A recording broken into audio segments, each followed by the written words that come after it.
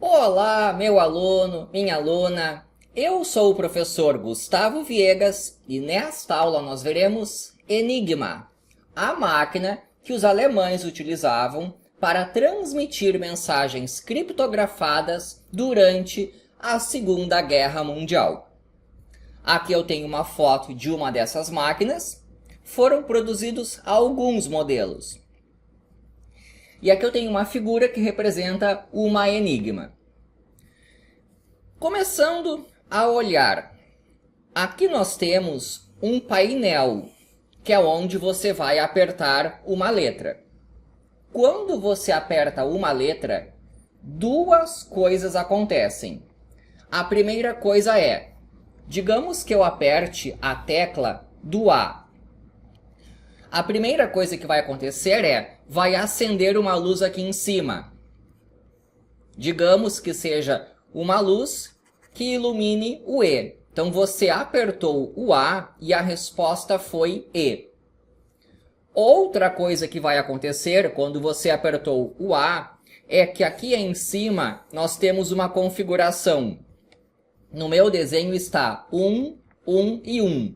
Quando eu aperto a tecla A, vai mudar, vai ficar 1, 1, 2. Tá, então é isso que acontece quando você clica em um botão. Agora vamos ver como que era o processo da transmissão de uma mensagem através dessa máquina. Em geral, você tinha 3 pessoas envolvidas na transmissão e outras 3 pessoas envolvidas na recepção do sinal. Então, você tem aqui um alemão que traz a mensagem. E ele passa a mensagem para o operador da enigma. Digamos que a mensagem comece com a letra A. Então, o operador da enigma vai lá, tecla no A e vai aparecer o E. Esse E ele informa para a outra pessoa, que é o cara do código Morse. O cara do código Morse transmite esse E. Então eu comecei com o A, que vai ser, na verdade, transmitido como um E. Esse E, que foi transmitido por código Morse, vai ser recebido agora por um outro cara que trabalha com código Morse. Ele escutou ali o E. E olha o que vai acontecer agora. Ele vai informar para o cara da enigma. E o cara que está operando a enigma vai apertar a tecla E. E quando ele apertar a tecla E, vai se iluminar a lâmpada do A. De tal maneira que agora se sabe que a mensagem verdadeira é a letra A. Então isso é muito importante. O fato de que, se você pegar 2 máquinas com a mesma configuração, e se você apertar o A e a resposta for o E, significa que se você apertar o E, a resposta será o A. Então a mensagem verdadeira é a letra A, mas a mensagem que foi transmitida foi a letra E, e depois você consegue recuperar a informação original. Esse aí é o processo da transmissão das mensagens. Agora eu vou falar um pouco sobre criptografia. Eu vou colocar uma mensagem aqui. L, G, L, L, G, L, H. Eu quero que você me ajude a entender qual é a mensagem que está escrita aí. E é aquela história. O significado de uma letra aí nós não sabemos. As letras estão trocadas. Quando eu pego um código assim, tem uma coisa que deixa bem fácil. Eu vou olhar para essa letra que está sozinha aqui. O que é que pode ser essa letra aqui? Olha, palpite. Talvez um A, um E ou um O. Né? Se eu tenho apenas uma letra sozinha ali, eu espero que seja A, E ou o. E agora eu vou por tentativa e erro. Vou olhar para outra palavra que está aqui do lado, olha só, ela tem L aqui e L aqui. Vou para um palpite. Será que o L, na verdade, é o O? Então, eu tenho O nessa palavra aqui. E ela é uma palavra de 3 letras. Uma palavra de 3 letras que comece com O e acabe com O. Talvez seja ovo. Vamos para outra tentativa. Será que esse L é o A? A é uma palavra de 3 letras que começa com A, acaba com A. Pode ser aba, pode ser ama, pode ser Ana. Eu não sei, eu estou fazendo na força bruta. Vamos tentar se a palavra é ama. Então aqui eu estou chutando o A, aqui o A, aqui o M, aqui o A. Então o L significa o A. Então aqui eu tenho o A também. E o G, eu estou vendo se é o M. Ama, ama, e tem um H aqui. Vou chutar. Talvez seja ama a mãe. Então note que ama a mãe é uma frase que fez sentido. E dependendo aí do contexto, talvez eu tenha de fato entendido o que estava escrito aí. Então isso é quebrar um código na força bruta. Tá, vejamos. Por que foi fácil de eu entender o que estava escrito ali? 2 motivos principais. Um motivo que tornou muito fácil foi a presença dessa letra sozinha aqui. Então, primeira coisa, se eu tivesse escrito assim, ó, G, L, G, L, L, G, L, H. Agora já não teria essa facilidade, né? Então, escrever tudo junto já dificulta o processo. Próxima coisa. Eu tinha dito que isso aqui poderia ser o A, depois eu comecei a preencher. Então isso aqui é A, isso aqui é A, isso aqui é A. Isso tornou muito fácil também a criptografia. Então, um processo mais complicado é um processo que funciona assim. Para cada informação que eu utilizar aqui, a regra muda. O que eu estou falando é o seguinte. O que se faz de verdade é assim, ó. Lá no início, eu tinha clicado A e no meu primeiro exemplo tinha saído a letra E. Se eu clicar de novo aqui, vai mudar a regra. Se eu clicar o A de novo, vai sair uma outra letra, sei lá, o R. Então agora o processo fica mais complicado, porque a cada vez que eu teclo, a regra muda. Se eu clicar no A de novo, vai sair uma outra letra, sei lá, o Z.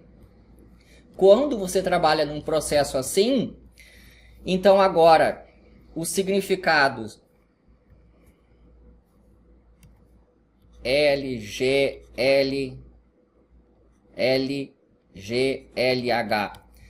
Quando eu trabalho nesse sistema mais difícil, agora esse L aqui representa alguma coisa. Esse L aqui é outra coisa. Esse L aqui é outra coisa. Porque eu posso vir aqui, talvez, ó. E eu cliquei A e saiu E. Mas talvez, se eu clicar o J, saia o A. E se eu clicar o R, saia o E de novo. Então aqui eu dei 3 cliques na máquina. E esse E, na verdade, vale o A. Enquanto que esse E, na verdade, vale o R. Então agora você nota que estamos num processo mais complicado de criptografia. Falando um pouco sobre as mensagens. A minha mensagem era ama a mãe. É isso o que eu quero transmitir. Só que vamos olhar para a máquina. Ela não apresenta barra de espaço, nem números, nem vírgula, nem ponto final. Então nós vamos adaptar isso aí. Se eu mandar A mensagem ama a mãe, como não tem barra de espaço, em geral o que se colocava era a letra X. E o ponto final, em geral, era a letra K. Essas regras, elas mudavam ao longo da guerra, mas em certo período foi assim. Então, a barra de espaço você vai colocar a letra X e o ponto final, a letra K. Tem uma dificuldade em mandar uma mensagem assim. Esse cara aqui que está operando a Enigma, se ele começar a ditar esse monte de coisas assim para o cara do código Morse, isso vai dar confusão. Então, para dar uma facilitada aqui no trabalho dos dois, em geral, a mensagem era dividida em blocos de 4 ou 5 letras. Depende da época da guerra. Então, é assim, ó. A, M, A, X, A. Bloco de 5 letras. Agora eu tenho aqui X, mãe, K. Então, qual que era o processo mesmo? Eu quero transmitir a mensagem ama a mãe. Eu pego aqui, bloco de 5 letras. Ama XA. O operador da máquina Enigma vai lá e vai escrever a mensagem, ama XA, que vai receber 5 letras aí, GL, O, G de novo, I.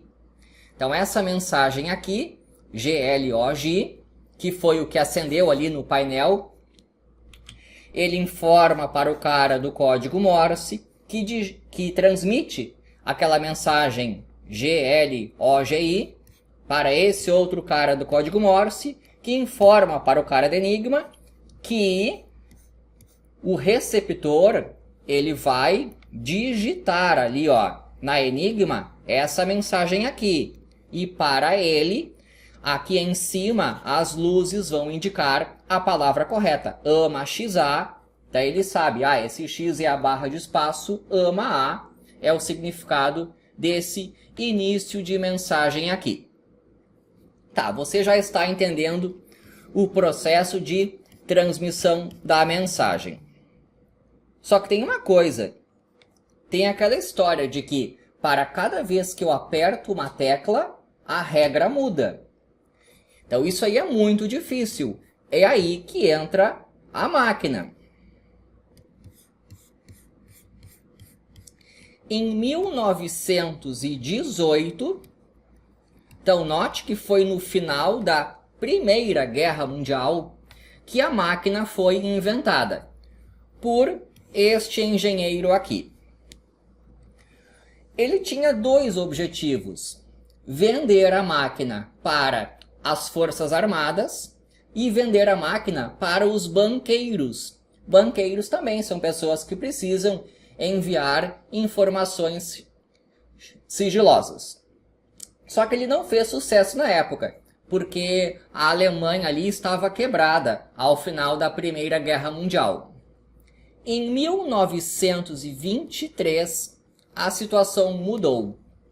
Os ingleses começaram a divulgar a informação de que durante a Primeira Guerra Mundial, os ingleses facilmente conseguiam quebrar os códigos dos alemães. Foi só aí que os alemães perceberam, precisamos de um método mais eficaz para a criptografia. Daí eles lembraram, tem aquele engenheiro que fez uma máquina que é muito cara, mas é muito boa. Mas aí ela passou a ser adotada. Houve várias versões da máquina. Desde lá de 1918, e essa máquina foi usada até 1974, na Noruega. Então aí ela foi sofrendo atualizações.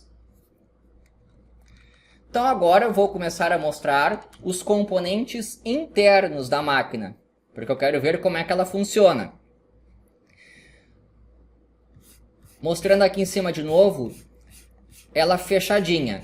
Fechadinha vinha assim, numa caixa de madeira. Eu quero que você observe aqui, também tem uma tampa de madeira aqui. Aqui está fechado. Agora eu vou levantar essa caixa e tirar aquela madeira da frente, então o que nós temos aqui? Tá, parte fácil. Aqui está o teclado, aqui está aquele sistema com as lâmpadas. Aqui aparecem esses fios. O termo em inglês é plug board, que eu posso chamar aí de painel de conexões. E aqui em cima nós temos que olhar. Aqui aparecem os rotores. Aparecem 3 rotores aqui. O rotor eu estou pintando em vermelho. Eu vou mostrar depois outras fotos. E aqui em azul se tem um refletor. Então a máquina tem basicamente 5 componentes. 5? 4? 5. Aqui, ó. O plug board, o painel em que eu digito, o painel das luzes, os rotores e o reflector. Aqui um exemplo em que aparecem aqui o refletor e aqui essa história dos rotores. Estão aparecendo 3 rotores aqui. Aqui na figura de cima, deixa eu despolir, também tem 3 rotores. Eu tenho aqui em vermelho, ó, um rotor aqui, outro rotor aqui, outro rotor aqui. Então aqui, ó, 3 rotores e um refletor. Falando sobre esses rotores, aqui eu tenho um rotor que foi aberto. Mais fácil mostrar aqui do lado primeiro. Ó, isso aqui, ó, aqui eu tenho 2 rotores. Então aqui eu tenho uma caixinha, isso vai ser bem importante depois. Eu tenho aqui uma caixa que tem 1, 2, 3, 4, 5 rotores. E quando eu pego um rotor e abro ele, eu noto a presença de um monte de fios. Então é isso que eu vou começar a discutir agora. O que é que são esses rotores? E note que aqui os rotores, ó, também apresentam números, que vão de 1 até 26. O 1 para representar o A, o 26 para representar o Z. Já sabemos os componentes da máquina. Eu vou começar a botar uma delas a funcionar. Aqui eu inventei um sistema que eu quero mostrar o mecanismo interno. Eu criei uma enigma bem simples, eu só tenho 4 letras. Esse A, o B, o C e o D que aparecem aqui, na verdade são as lâmpadas. E as teclas vão aparecer aqui. Aqui em cima, eu peguei e inventei uma máquina que tem apenas um rotor. E isso aqui é o refletor. Agora eu quero mostrar o que acontece dentro da máquina quando eu aperto uma tecla. Quando eu aperto uma tecla, primeiro é assim, ó. Se eu não apertar as coisas, os sistemas são fechados aqui. Está fechado e está fechado. Aqui está a configuração inicial da máquina. Quando eu aperto uma tecla, 2 coisas vão acontecer. Eu vou apertar a tecla A. Quando eu aperto a tecla A, um circuito elétrico se fecha aqui. Um circuito se fechou e é muito importante para depois, quando eu mostrar como é que se quebra a criptografia, a lâmpada A fica isolada. Quando eu aperto a tecla A, 2 coisas acontecem. Um circuito elétrico se fecha e a lâmpada A fica isolada. Ela com certeza não vai ligar. Agora vejamos qual é o caminho do sinal elétrico. Eu vou mostrar primeiro aqui no meu esquema, depois eu volto para lá. Deixa eu despoluir um pouco aqui. Então, aqui está fechado, fechado, fechado, assim. Quando eu cliquei A, pegou assim. Olha o que o sinal elétrico vai fazer. Esse circuito continua para lá, tá? Para lá e para cá. Peguei só a parte que eu quero olhar aqui. Então, vem aqui, está passando um sinal elétrico. Que vem, que vem, que vem. O sinal elétrico está passando pelo rotor. Aqui no rotor, olha, ele tomou este caminho. Agora ele vai para o refletor. Volta para o rotor. Por esse caminho. Vem, vem, vem, vem, vem, vem, vem, vem. Vem, vem, vem. Chegou. E saiu a letra D. Quando eu apertei o A, a lâmpada que acendeu foi a D. Aqui no meu exemplo, e aliás, nesta aula inteira, eu vou ignorar o plug board. Então, esse painel de conexões eu separei em outra aula. Então, nesta aqui eu não vou falar sobre o plug board. Então, qual foi o caminho? Eu apertei a tecla. Vou mostrar aqui em cima. Eu apertei a tecla. O sinal elétrico foi passando pelos rotores. Ele vai para o reflector. Ele volta pelos rotores. E daí ele foi para o painel e acende a luz. Uma coisa que você tem que saber. Eu apertei o A e acendeu o D. Eu vou pegar a máquina na mesma configuração, só que agora eu vou apertar a tecla D. Agora eu estou apertando o D. Quando eu aperto o D, olha o sinal elétrico, que vem, que vem, que vem, que foi para lá, para cá, para cá, para cá.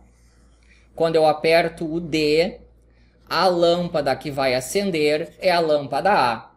É aquela história. Se eu aperto o A, aqui no meu exemplo, saiu a letra D. Se eu pegar a máquina com a mesma configuração, quando eu aperto o A, quando eu aperto o D, sai o A. Que é aquele sistema, né?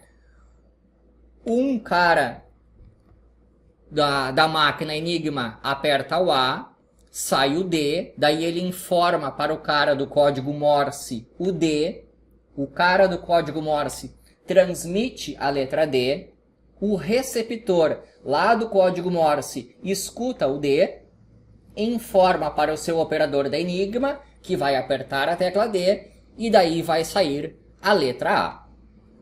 Se eu trocar os rotores, ou mudar a configuração, a resposta vai mudar. Aqui, ó. Olha a diferença do desenho. Esse desenho aqui é um, esse aqui é outro. Vejamos essa outra máquina aqui. Se eu apertar o A, vai sair... O que sai aqui? Vem para cá agora, para cá, para cá, para cá, para cá. Aqui eu apertei o A e acendeu a letra B. Então, lembra que tem aquela história... A cada vez que eu aperto uma tecla, a regra muda. Mudar a regra significa mexer aqui nos rotores. Então, para cada vez que eu clico uma tecla, o rotor vai fazer um giro. Quando o rotor faz um giro, significa que a regra mudou.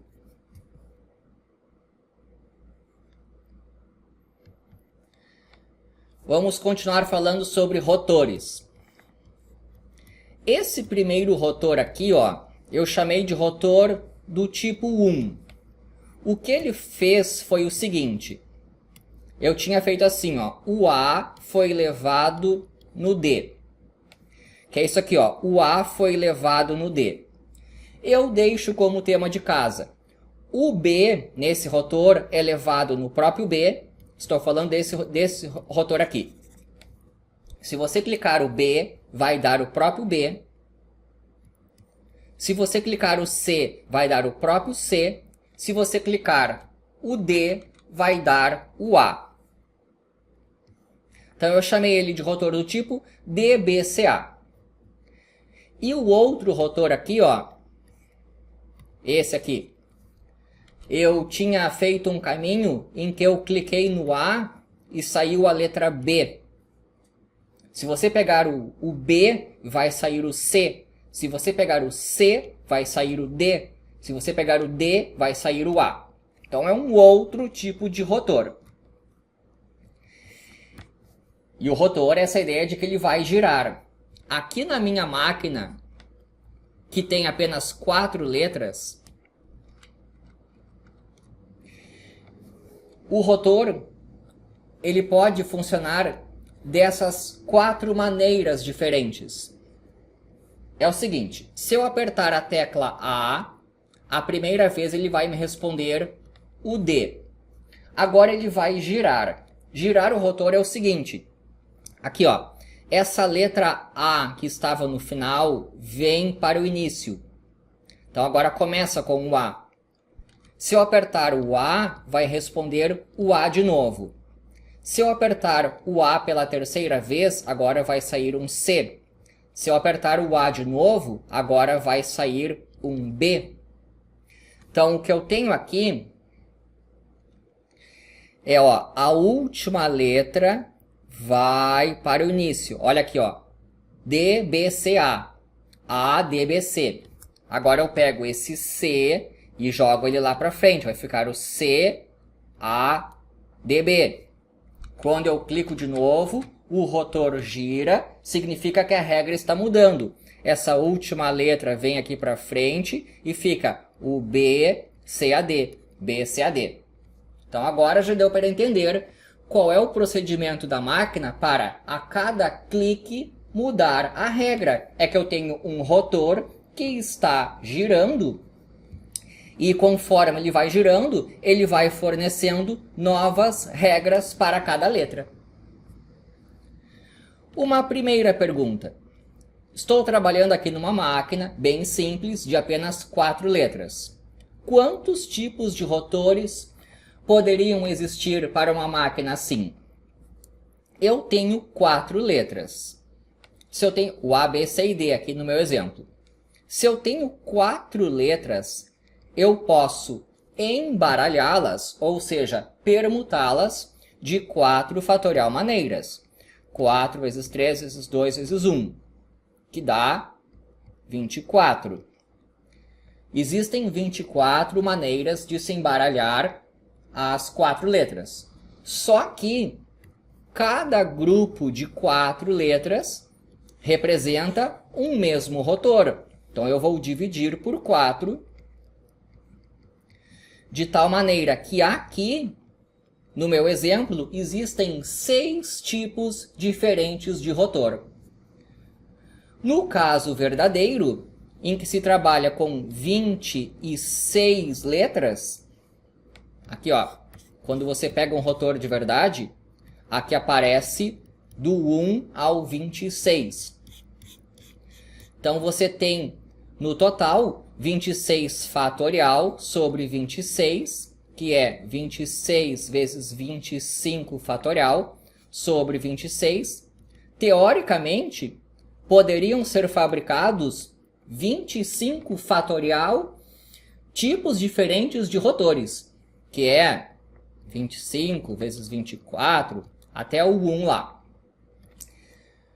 Os alemães tinham, então, 25 fatorial possibilidades de escolher um rotor para utilizar, e eles escolheram 5.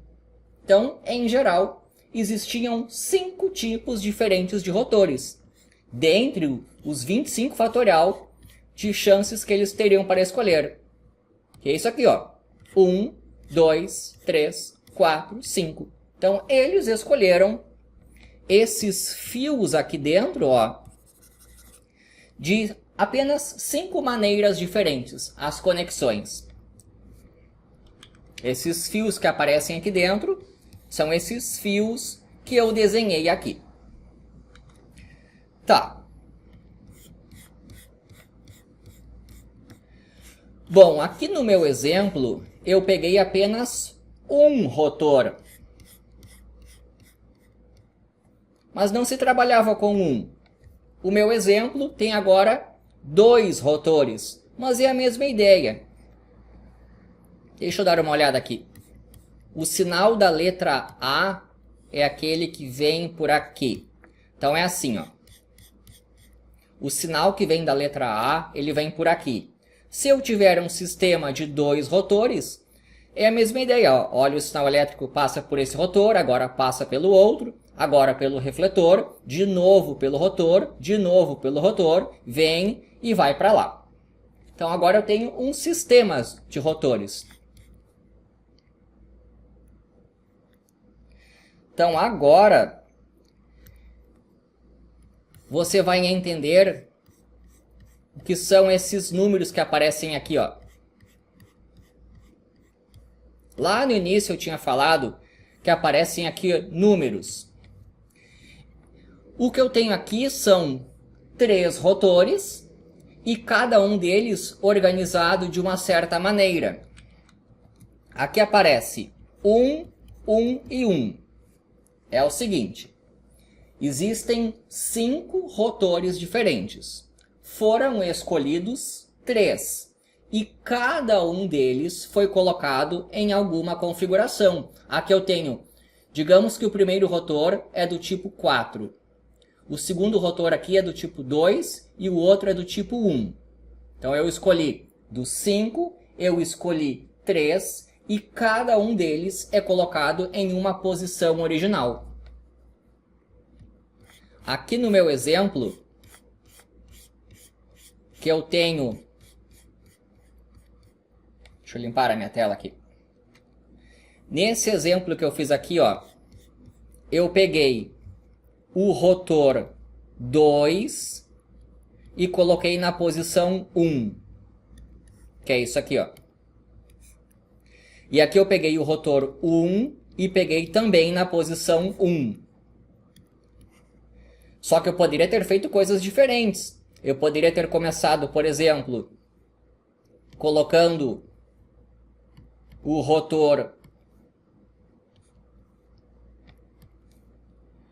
Aqui eu tenho o 1 na posição 1, o 2 na posição 1. Mas eu poderia ter feito outra coisa. Eu poderia ter colocado o 2 na posição 3 e o 1 na posição 4. Eu tenho essa liberdade aí de configuração original. Então a próxima pergunta é justamente isso. Quantos caminhos diferentes um sinal pode percorrer dentro dos rotores e refletor?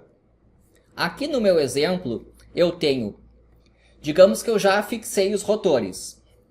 De quantas maneiras eu posso pegar o meu sinal e ficar fazendo ele percorrer aqui dentro? Pode ser assim, ó. Eu posso começar com a configuração o 1 com o 1, ou o 1 com o 2, ou o 1 com o 3, o 1 com o 4. O que eu estou falando é o seguinte, se eu já fixar os rotores, eu poderia começar com o 1 com o 1 e o 2 com o 1, ou até o 1 com o 1 e o 2 com o 4. Mas eu posso pegar outra configuração, eu posso começar com o rotor 1 na posição 2 e esse na 1. Então eu tenho 4 possibilidades de escolha para a posição original do primeiro rotor e 4 possibilidades para a configuração original do rotor 2. No meu exemplo aqui, quantos caminhos diferentes um sinal pode percorrer dentro dos rotores e refletor? Eu tenho 4 vezes 4. Eu tenho 16. Porque eu tenho 4 escolhas para a configuração original do rotor 1 e, na sequência, 4 escolhas de posição original para o rotor 2. Na máquina de verdade, você vai ter 26 vezes 26 vezes 26, porque eu vou trabalhar com rotores que possuem 26 letras e eu vou usar 3 rotores. Então, 26 ao cubo. Existem 26 ao cubo diferentes maneiras de o sinal percorrer isso aqui, ó. O sistema de 3 rotores e um refletor.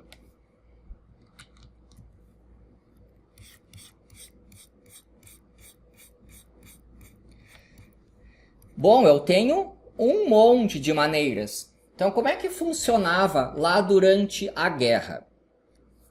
Os alemães tinham uma folha de papel que tinha assim, ó, dia, aqui, quais rotores serão utilizados naquele dia e em qual posição, aqui, a configuração inicial de cada rotor. E essa parte das letras eu não estou falando nesta aula. As letras estão relacionadas com o plugboard. Esses fios que estão aqui na frente. Isso é em outra aula. Então é assim. Digamos que estejamos no dia 30 de um certo mês. O operador alemão vai lá na sua caixinha de rotores, pega o rotor 2, coloca na máquina e coloca ele na configuração 2. Pega o rotor 4, coloca na configuração 23, pega o rotor 1 e coloca na posição 1. Então existiam esses papéis que eram válidos para um mês. Então aqui no meu exemplo, eu peguei o rotor 1 e coloquei na posição 1, peguei o rotor 2 e também coloquei na posição 1. Então era assim que eles sabiam como transmitir a mensagem. Então chegava uma certa hora do dia e todo mundo configurava a máquina do mesmo jeito. Essa história ela ia mudando ao longo da guerra. Houve um período em que dentro de um único dia a regra mudava 3 vezes. Então chegava uma certa hora do dia, a regra mudava. Chegava uma certa hora do dia, a regra mudava de novo. Mas essa é a ideia. Então existia esse papel aqui. Válido por 30 dias e para quem trabalhava em submarinos era uma tabela para 3 meses. Bom, já estamos entendendo aí como é que funcionam os rotores e tudo mais. Então é assim, ó. Entrando em detalhes maiores. Aqui eu peguei um sistema de rotores. Então eles já foram escolhidos e está na ordem ali, ó. 2, 23, 1.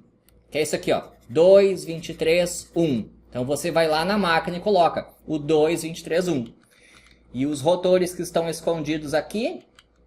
Então aqui dentro você tem o rotor do tipo 2. Aqui dentro o do tipo 4. Aqui dentro o do tipo 1. Organizados dessa maneira. E quando você vai lá e aperta uma tecla aqui embaixo, o que vai acontecer é, vai mudar, vai passar para 2, 23, 2. Então esse rotor aqui, ó, ele gira. Você vai lá, aperta uma tecla de novo. Vai apertando até que em certo momento você vai ter 2, 23, 26. Então quando eu vou apertando, essencialmente é o primeiro que vai girando aqui. Só que quando ele gira uma volta completa, aí é o do lado que gira. Olha, depois do 2, 23, 26, vem o 2, 24, 1. Então foi o rotor do meio que girou aqui. E depois, quando o rotor do meio der toda uma volta, quem vai girar vai ser o último. Eu preciso que você lembre disso, porque quando eu for mostrar como que se quebra esse código, você tem que entender que o primeiro rotor aqui, ele vai ficar girando bastante. O rotor do meio gira menos e aquele primeiro lá acaba girando bem menos.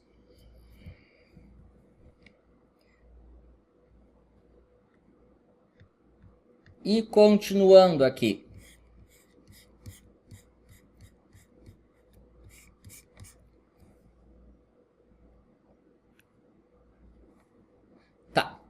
tem uma pergunta aqui. Primeiro, ela está aqui embaixo, mas eu vou refazer a pergunta. Aqui aparece assim, ó, de quantas maneiras podemos configurar a Enigma num U-Bolt sem o plugboard? Daqui a pouco essa pergunta. Primeiro vamos olhar só para essa parte aqui, ó. Só essa parte da pergunta. Deixa eu ignorar esse submarino aqui. Então, deixa eu apagar isso aqui.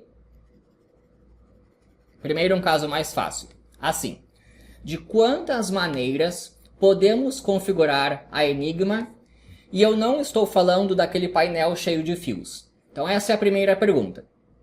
Então como é que funciona? Duas coisas. Eu tenho que olhar aqui o sistema de rotores. O sistema de rotores nós já vimos. Ele tem 26 ao cubo maneiras diferentes de ser arranjado. É aquilo que eu tinha dito aqui, ó. Isso aqui, ó. Existem 26 ao cubo diferentes maneiras de o sinal elétrico passar aqui, dentro do sistema de rotores e refletor. E ainda tem uma coisa. Eu tenho 5 rotores, dos quais eu vou escolher 3. Então eu vou multiplicar aqui por arranjo de 5, 3 a 3. Se você não gosta da notação, é só isso aqui, ó. Eu posso escolher, eu tenho 5 rotores para escolher. Na sequência, eu tenho 4 rotores para escolher e na sequência 3. E a ordem importa. A ordem com a qual eu posiciono os rotores dentro da Enigma faz diferença. Então esse número N aqui, ó,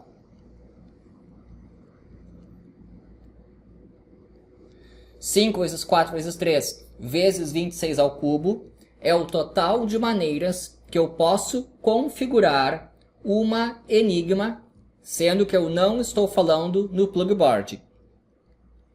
Isso aqui dá mais ou menos 1 milhão.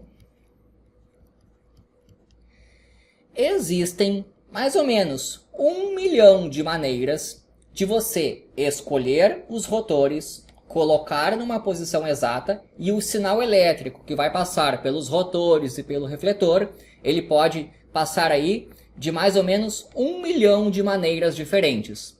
Quando o código é quebrado, você tem que saber qual é a maneira que foi escolhida. E eu não estou falando do principal, que é esse plugboard. Na próxima aula, quando eu falar dele, o número de maneiras de configurar vai pular para mais ou menos 160, 1000, milhão, bilhão, trilhão, quatrilhão, quintilhão. Olha a diferença que faz aquele painel cheio de fios. Quando eu mostrar a conta de verdade, levando toda a máquina em consideração, mais ou menos uns 160 quintilhões de caminhos diferentes que o sinal elétrico pode passar. E foi trabalhando nisso aí que surgiu então o trabalho do professor Turing, com uma outra máquina, essa máquina que aparece aqui atrás dele, que é capaz de saber qual foi o caminho utilizado. Mas isso aqui é em outra aula. Então, continuando aqui, só um detalhe adicional. Como eu disse, houve várias versões da máquina Enigma. Basicamente, nesta aula, eu mostrei aquela de 5 rotores, dos quais eu escolho 3. O sistema mais avançado de criptografia era aquele utilizado nos submarinos. A máquina era assim, ó, você tinha 8 rotores disponíveis e você escolhia 4. Tá, mas tudo isso é aquela história. Depende de que período da guerra estamos falando. Em certo período da guerra, foi utilizado o sistema mais avançado para os submarinos. Então, quando eu tenho um submarino U-Boat, ele tinha 8 rotores possíveis e se escolhiam 4. A ordem importa. Como agora eu tenho 4 rotores, eu vou multiplicar aqui por 26 elevado à quarta.